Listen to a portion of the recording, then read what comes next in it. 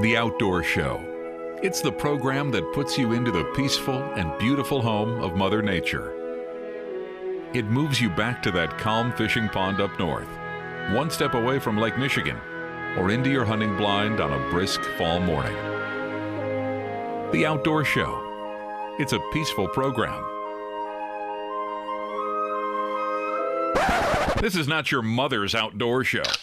This is the WHTC Outdoor Show, hosted by a guy who literally has hunting in his name. Tom Mettendorp is Dutch for Village in the Maiden, or King's Hunting Ground. Your co-host, sometimes, is Tim Becker of Powderhorn Guns and Archery. It's time for what really happens when the guys go up north on that hunting trip. It's time for the WHTC Outdoor Show, presented by My Firearms ETS. That's MI Firearms ETS on 1450 WHTC, Holland's news leader. Good morning. Welcome to the Outdoor Show. Again, my sometimes co-host Tim is not here. Hopefully he'll have some great stories when he comes back from his Canadian fishing trip. But I'm here with Kristen Hintz from Ottawa County Parks, and we're going to talk a little bit about what the parks have going on for this summer. Before we do that, though, I just kind of want to point out the whole fact that CWD has once again been found. I know I mentioned it last week, but I just wanted to give a little rundown to listeners. CWD is chronic wasting disease. That's not the EHD, the episodic hemorrhagic disease.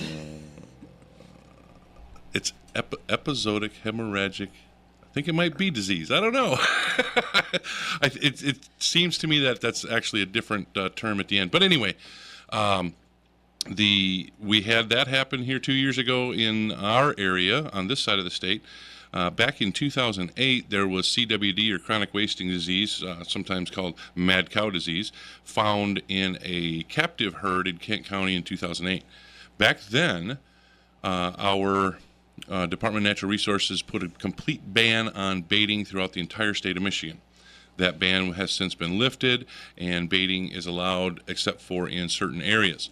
Now, in a wild deer, we've found CWD over on the east side of the state, and so this is no longer a captive deer that may make contact with another deer through the fence. This is a deer that was out roaming around. So, we've got a ban going on for 3 counties. From the location where the deer was found, 10-mile radius, the 3 counties that it touched in that 10-mile radius, those 3 counties, there's no baiting. And the reason for that is that CWD is transferred through bodily fluids such as saliva. So if there's a bait pile, one deer might bite off from a sugar beet, and then another deer bite off from the same sugar beet, transferring the saliva and then contracting CWD. And I just want to make sure everybody understands we haven't put a big ban on baiting throughout the state, but we do have an issue that needs to be monitored, and that may make some changes in the upcoming years, even by fall if something really bad happens. So, how are you this morning, Kristen? Well, Tom, I am waking up, but I am here and I am present. And when you mentioned chronic wasting disease, a.k.a. mad cow disease, the first thing that came to my mind was over in Europe when they had mad cow disease. Yes. Is that the exact same one? I think it would be a different strain because it affects the deer, and I'm not certain about the transfer to other species. Okay. But it affects the deer the same way. It slowly messes with their system, their body, their neurological system, and it eventually they waste away. Okay. And it's a horrible thing. So they also are issuing. They haven't changed any of the permit processes as far as deer licenses and so on anywhere, except for they're going to issue additional licenses to reduce the herd so there's less chance of the spread. So in those 3 counties, there's going to be a lot of permits issued to reduce the number or the chance of that chronic wasting disease spreading. Well, I hope that people are really aware of the impacts of this disease spreading and will take the caution to maintain it, because that could have a huge impact on even meat that you eat, possibly. How does that work? Do you know? Dave, That's a good question because for more than a decade, Wisconsin's been dealing with CWD, and Wisconsin's measures have caused discourse between the hunters and the DNR. Well, apparently, again, I'm not legal advice, medical advice, anything like that. Yeah. But apparently, if you do harvest a deer that has a CWD but is not showing those signs, you can eat that meat, but you shouldn't eat any of the vitals, like when people eat the liver and the heart and stuff like that. I'm not 100% positive on that theory, but I do know that anybody who takes a deer in that 3-county radius, they want them to bring it to a check station to get checked for CWD, because if you can't see it, there's still ways they can find out if the deer has CWD. That's good to know. Yeah, definitely. Thanks for Definitely. sharing, Tom. I just don't want it to happen. I mean, when we had that episodic hemorrhagic disease, the AEHD, when we had that happen here, it reduced the deer herd greatly. Yes. Now, I know drivers might say, well, that's good, then I don't have to hit them on the road. And I know that, the hunters were disappointed because there was many less deer out there. Is that an oxymoron, many less? It might be. You could possibly say fewer. There were fewer deer. There were definitely fewer. But for the choosing. One of the major things that happened is with EHD, they got thirsty. Yes. And they went toward all the rivers, and then when they would die, they'd be by the riverbanks, and that's not easy access. And I don't know how to say this. It's easy access to pick up a deer that's been hit by a car along the highway. It's not easy access to retrieve all those carcasses along the river. Good for water quality, I'm sure. Exactly. So it can lead to some very drastic changes in the environment that we live in, that the animals live in, and the environment that we're trying to create in different areas. Much like the parks, when we have the upland watershed, Upper Macatawa watershed, and so on. Yes. If that were to happen in that area, that would affect not just that area, but it would then, if it gets into the water, would go down, or other animals that are looking for an area, which is a beautiful area, the Upper Macatawa watershed, then those animals would come in there, and that could spread to them, and it's just, we need to keep control of that. Yes, I think so too. It's just all about being responsible and being good stewards. So yes, hopefully we can continue to do so. It's much like making sure we control the invasive species that come in, plant life invasive species. Yes, and I know where you're going with this too, because Ottawa County Parks is going on for its second year of the goat project. It's called Eco Goats Are Back in Ottawa County Parks. Last year we had a couple goats that we rotated through different parks, and they were there to help control the invasives. Especially in this year, they'll be at Burr Oak Park, Riverside Park, and Eastmanville Bayou. And these goats will be, hopefully, they're going to eat bittersweet, which is Oriental bittersweet, is an invasive species, a woody invasive. Honeysuckle, autumn olive, multiflora rose, buckthorn, those are all the types of woody invasives that are hard to control, and goats will consume those. Well, okay, so I got a couple of questions on the invasive species. One, sure.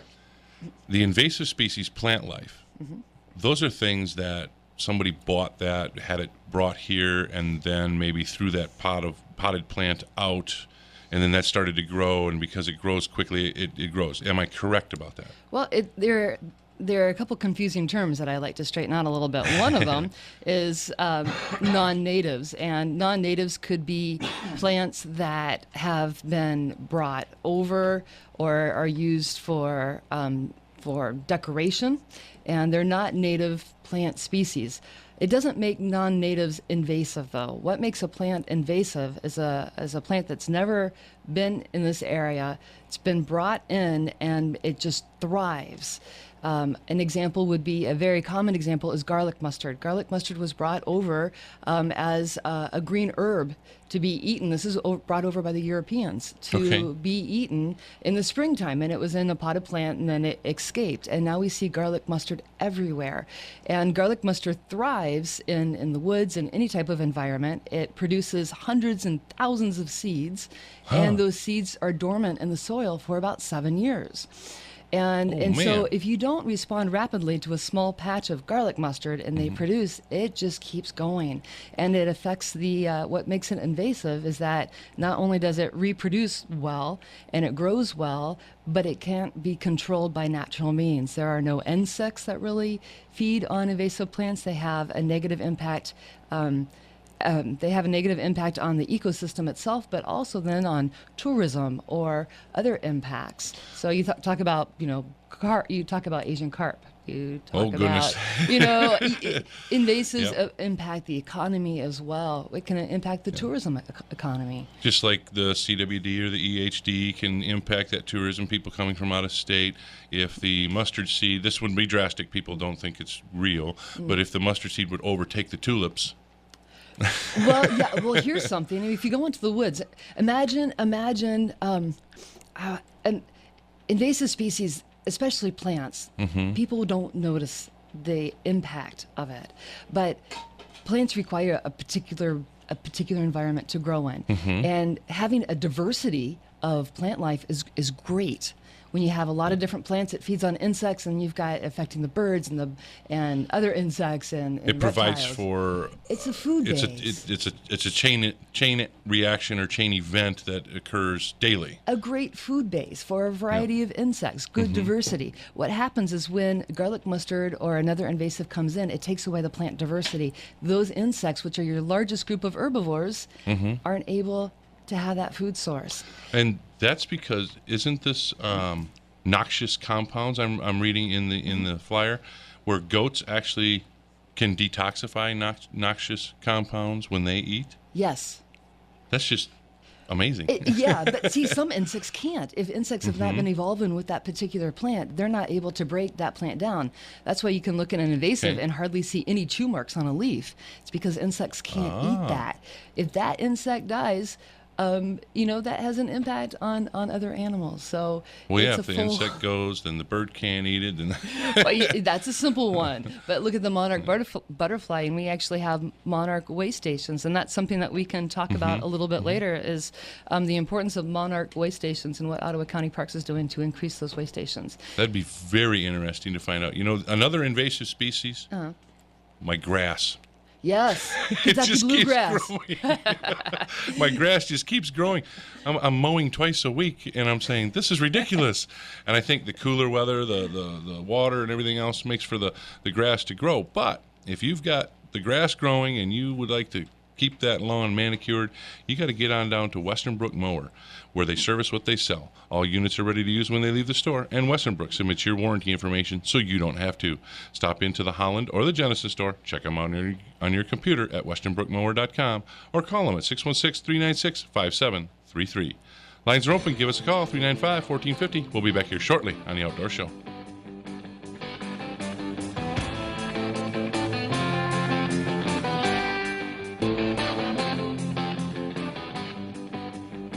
Back to the Outdoor Show, brought to you by Michigan Firearms, your personal protection and concealed carry specialist. We're back, ready to talk with you. Give us a call, 395-1450. I'm here this morning with Kristen Hintz, and again, my sometimes co-host is missing.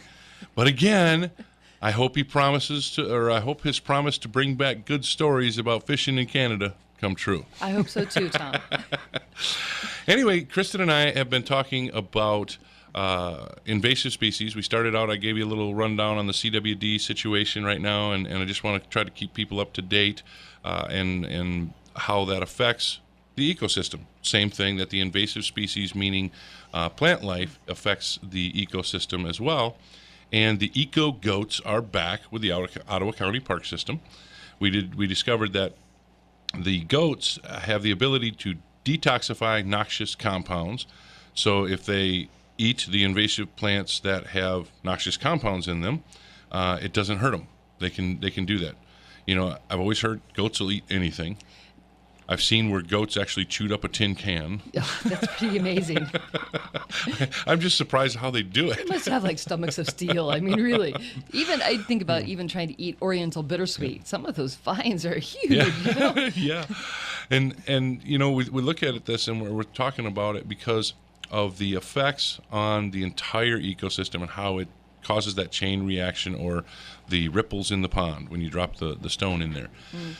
Now, what I'm curious of, Kristen, they're eating up the garlic mustard. The garlic mustard, they were pulled. Oh, we have a caller? Oh, I'm sorry. Caller, how are you this morning? Good morning. Hey, good morning, folks. Good morning, Tom. How are you, Ron? I'm doing good, and garlic mustard sounds good. Hey, that's what Caitlin said. She goes, that sounds so delicious. If only we could get everybody to pick it and cook it. Yeah, just need some hot dogs to go with it. There you go. Hey, folks, I don't want to get too far off on your invasive species topic, but this question has to do with that. Okay. With bait minnows. Now, I just seen a report on MUCC television show, Michigan Outdoors, and the thing was they were talking about people should dump their bait minnows instead of releasing them basically back into the water because some of the minnows that are used are invasive species fish. Now, why are we using or even having our shopkeepers buy those type of bait minnows if they're from invasive species fish? Is there not some regulation, or could we create one where we only use minnows of fish that are, good to our waters? Well, I know, Ron, this is a really good question, and it probably would have been better if Tim was here to but tell he's us. in Canada, fishing in another country, wasting our American dollar over there. So, yeah. Well, I'm thinking because Tim could tell us more about the regulations on the licensing, because I know there's licensing for where you can purchase those minnows, where those minnows go, and what to do with them.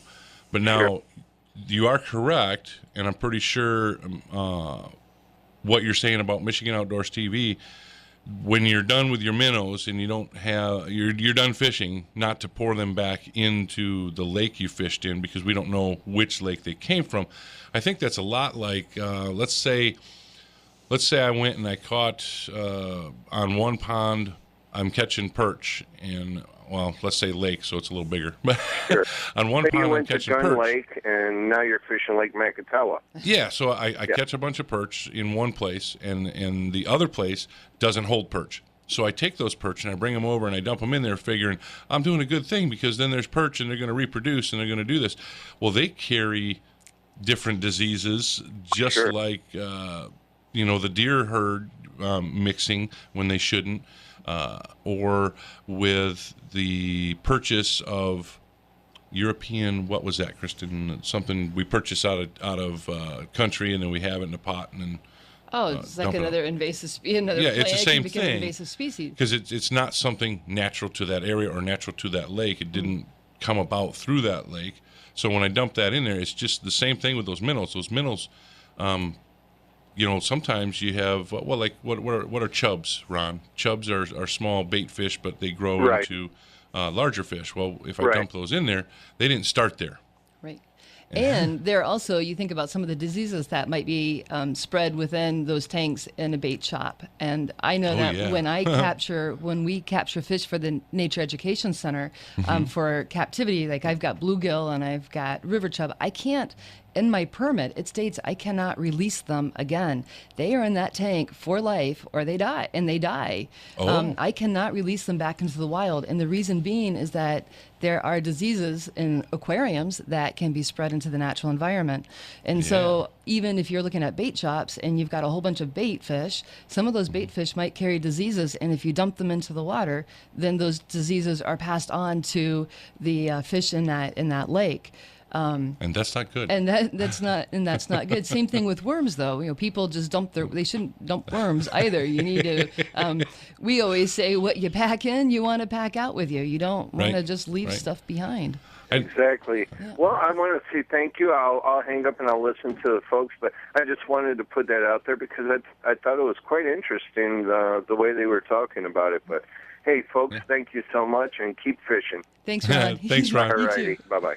And, Ron's exactly right. We think about one item. We think about invasive species. Then, or we talk about the CWD or the EHD, or then we talk about the fish. But altogether, we're talking about all of these things and how they play a role and keep our ecosystem flourishing.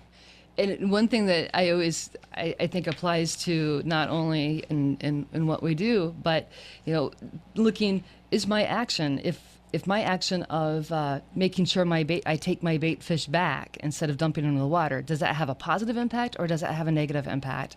If it has a negative impact, then I'm not going to do it.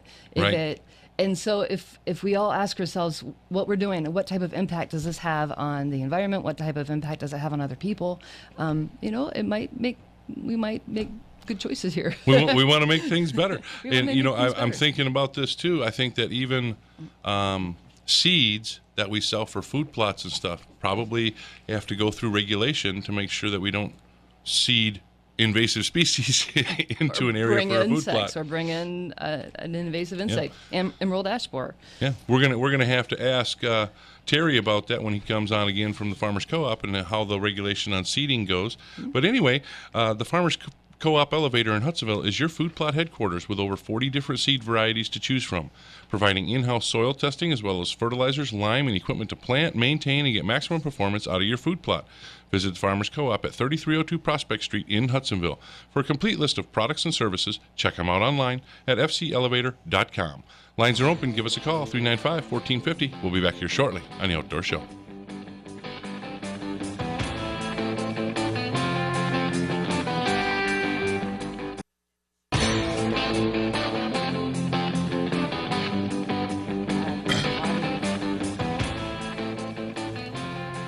Welcome back to the Outdoor Show, brought to you by Powderhorn Guns and Archery. For all your arrow knocking, gun cocking, fish hooking, flag waving, stand up and sing, God bless America hunting and fishing needs. Lines are open. Give us a call, 395-1450. We're back ready to answer your questions right here on the Outdoor Show. And we've got a caller on the line. Good morning, caller. Morning. How are you? I was wondering if you had been on and fished Hudson's Lake lately. I have not, but I know regularly they bring in fishing reports over to Tim at the store. Mm-hmm. Let me think for just a second. I can't believe it. I lost the number in my head. That's fine. I was just wondering.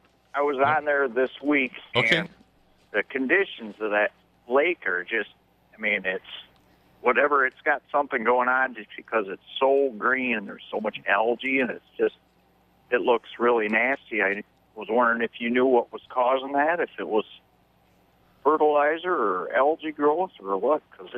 Well, it's a really good question because, what we're talking about this morning, so I'm glad you made that call. What do you know about that kind of thing, Kristen? There could be a couple different things. There is an invasive species called milfoil, and I don't know if that might be it, but milfoil is carried when you have boaters come in that don't wash the bottom of the boat. The bottom of the boat, and it comes from another source, and it comes in, and then it can really clog up and just grow. I've not been out there, so I'm not sure exactly what it is. It could be like a type of algae that has really taken off due to increased fertilizer. Well, that was kind of my curiosity.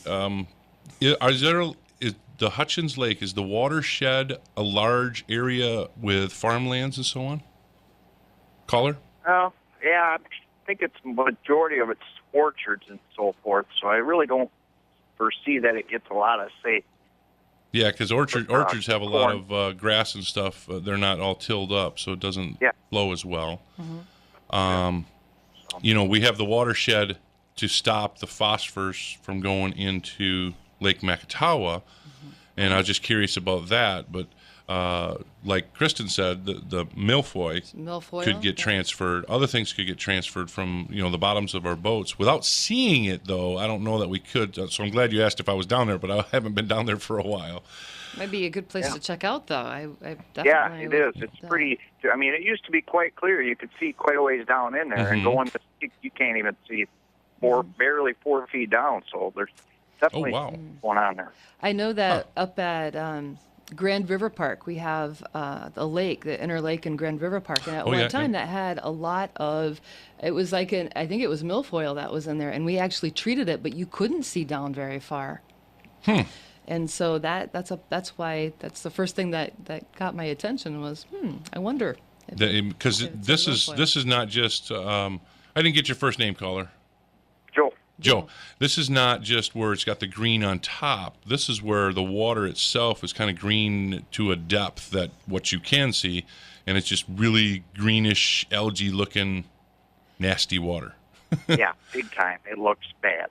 Wow, that's Any suggestions on who Joe could call, Kristen, to find out definitely what it is?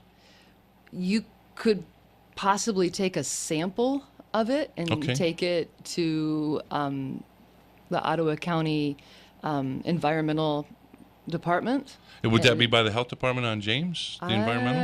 I don't have my resource book to look it up right now, but could Joe give you a call for where that is? Yeah, Joe, you could give me a call. I'll be at the Nature Education Center this afternoon after a kayak trip, and you could give me a call, and I could give you some resources.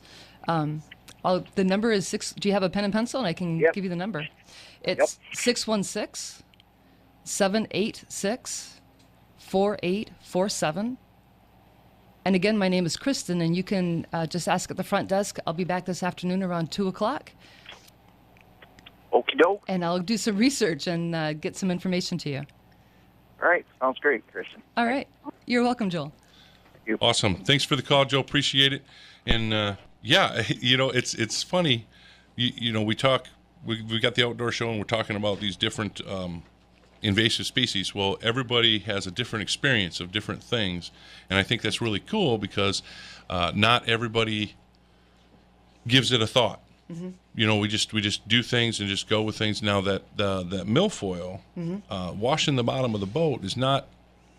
It's not always 100% because you got the boat on the trailer trying to clear it off, but to wash the bottom of the boat off and drain the water from the live wells. The live wells. Yeah, you got to get rid of the water from the live wells. Get the water from the live wells. And definitely got to get the water out of the live wells. It's a good thing to wash your live wells out after doing that, so that nothing's stuck to the sides, and then you bring water back in and out because the water transfers in the live wells from the lake into the live well. That's always a good thing to wash that up, and it gives you an excuse to tell your wife, I have to do this. It's the rules, rather than her saying, why are you cleaning that boat again? Wait a minute, has that happened to me? Oh, yeah. You can say there is a purpose and a reason why I'm doing this, and it will have a healthy impact on the next lake that I visit. Well, yeah, because, you think about it, you might go to a lake one time, carry that in there, go away. You never see it again. You don't see the impact of what happens. But then everybody else who goes to that lake on a regular basis is looking at this going, what happened? And we might not notice it right away. And that's the thing about, especially I think about plant invasives, is that you don't really notice it until it's just full throttle and it's already way too late. And one of the things that is a good management tool is called early detection, rapid response. If you detect early a small population of invasive species, I think especially right now in Holland is the Japanese knotweed. You can see a whole bunch of it actually by D&W, but you'll find these little patches, and if you don't respond rapidly to it, it really takes off. Are we talking D&W right behind Tim's shop there off of Douglas? That's where it started, but I've seen little patches on 144th, 152nd, out by Mac Legends. Japanese knotweed. Knotweed. And heard that over in Europe, they can't sell a house if you have Japanese knotweed on your land because it will ruin the foundation, those root systems. It Really? has a terrible effect, and it gets really tall, and you can't see above things. And Wow. It's like really thick bamboo-like. So when it's recognized, Yeah. you have to, the rapid response is to pull it out by its roots. Well, actually, the rapid response is figuring out the best way to control it. And you can find information on Michigan Invasive Species Network, MIPSN. It's Michigan Invasive Species Network. And you can log on and you can look at the different types of invasives and the best way to control them. Some of them, if you cut, it just stimulates growth. So cutting Japanese knotweed, you're just encouraging it to continue to spread out, and so you don't necessarily just want to cut it down. There Kind of are like some of ways my to wife's landscaping things, where you trim them off so that they actually flourish, they spread, Yes. or not spread, but they grow more full. Correct. Wow. There's underground rhizomes, and it can spread and keep going outwards. So. When we take the stuff out by like the roots, we pull it up by the roots. That would be garlic mustard. You could do that. That's one of them. That's one of them. Yeah. The different methods are those shown on the Michigan Invasive Species Network? Yeah, some of them might be cutting and then using a dauber with some herbicide that you just put right on the stem. Okay. And there's a certain solution that you need. So we can look at doing this in all of our own property. Correct. We can look at doing these things, but there's also all the public property that we want, because if it's in the public property, then it spreads to the private property and it just continues to spread through. So my question would be, how can we get involved, people that want to get involved in helping to rid these invasive species, these invasive plant species?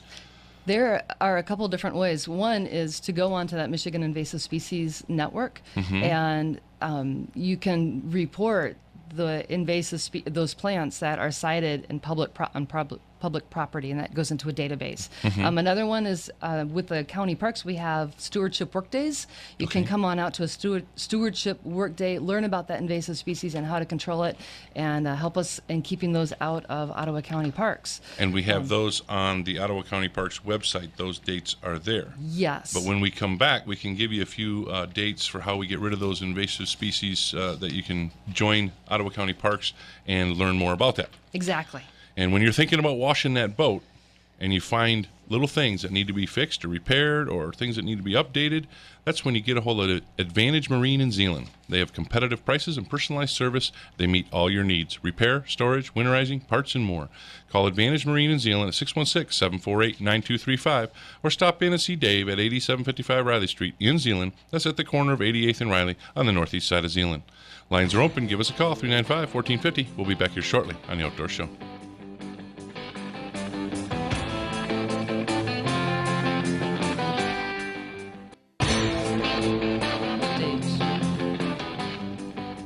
Welcome back to The Outdoor Show, brought to you by My Firearms ETS, educating people in the safe and responsible use of firearms since 2001. My Firearms ETS offers education, training, and supply, the best you can find anywhere. Classes are offered regularly. Class sizes are limited. Register early to reserve your spot, 616-218-7328, or find us on your computer at mifirearmsets.com. Next concealed carry class is June 26th and 27th. I had to remember that date. But you can find it at mifirearmsets.com. It's actually a personal protection course that teaches you how to protect yourself, whether you decide to put a firearm in your personal protection plan or not. We're back, ready to talk with you. Give us a call, 395-1450. I'm here with Kristen Hintz of the Ottawa County Parks Department, and we were just telling people about how they could find different information. But before we give them that information, we are going to go to a caller online. Caller, how are you this morning? Hey, I'm doing good, and thank you for taking my call again, Tom. Yeah, I just got to tell Caitlin, I knew it was Ron, so that's why I wasn't, really in a hurry. No, I'm kidding. Well, how are you this morning? Topic, so. Did you make it through the last half hour, Ron? Did you like what we were talking about? Yes, I did. Well, I have something that goes with your talking about the invasive species of plants. With a lot more families taking to trails and out to the woods and things, and discovering all these pathways, whether it be Outdoor Discovery Center or some of the other family-friendly areas we have. Oh, yeah.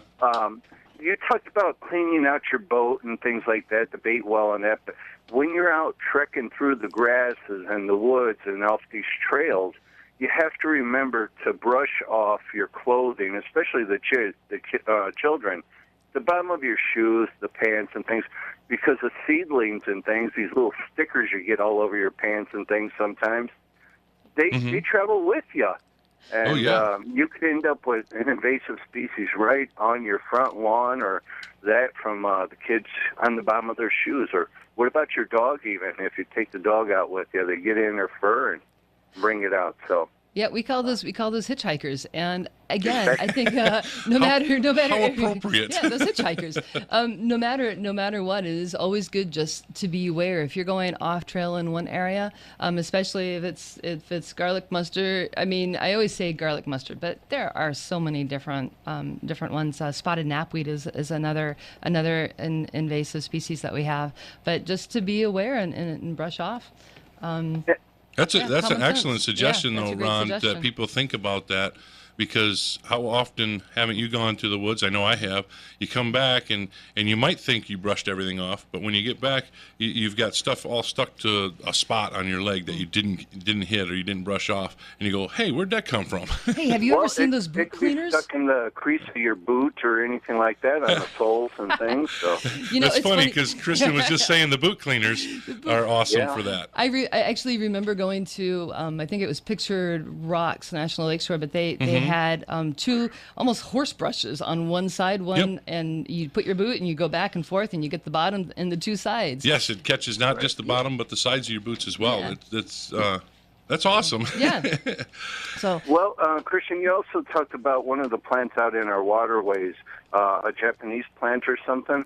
Now, what about the Phragmites plant? I believe that one is an invasive species that really took over a lot of our water.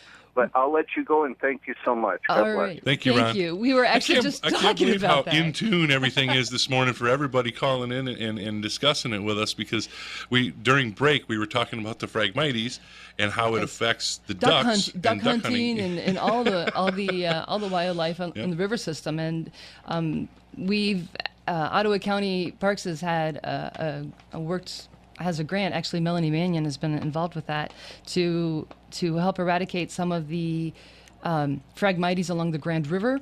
Okay. And help encourage the wild rice populations. And so along the Grand River, we Yeah. had the Phragmites by the island, here, the Windmill Island. Yeah. Different places. Now, you said Makatawa as well. I know that out on Makatawa? It's been controlled on Lake Macabit too. Okay. So I know Ottawa or Outdoor Discovery Center also was involved with a project that helped with getting rid of the Phragmites. Well, we'll have to have in Jamie areas. tell us a little more. August 1, Jamie's coming. There you go. Ask Jamie about the amount of Phragmites that they controlled as well. So, Okay. Yeah, it's a whole partnership between DeGraff, ODC, Ottawa County Parks. Well, I think it's really cool because one of the Ottawa County Parks, Hawthorne Pond, yes.